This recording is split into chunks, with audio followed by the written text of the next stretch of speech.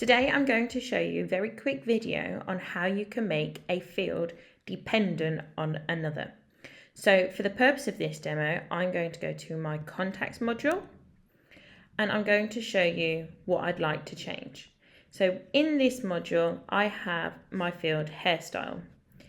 If I select long, I would then like my hair color field to become visible. So I'd like this field the hair color field to be hidden until either long, short or shoulder length hair is selected.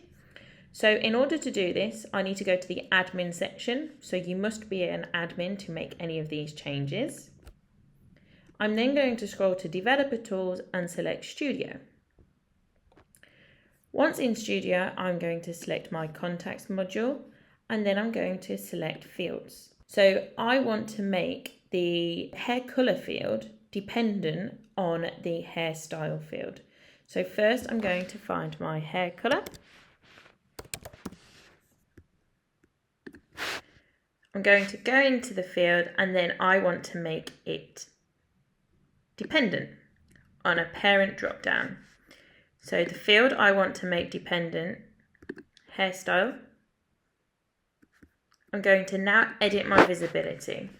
So here I want to show if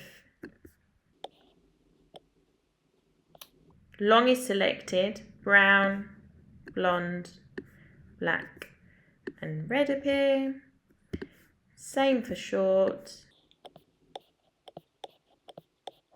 and the same for shoulder length.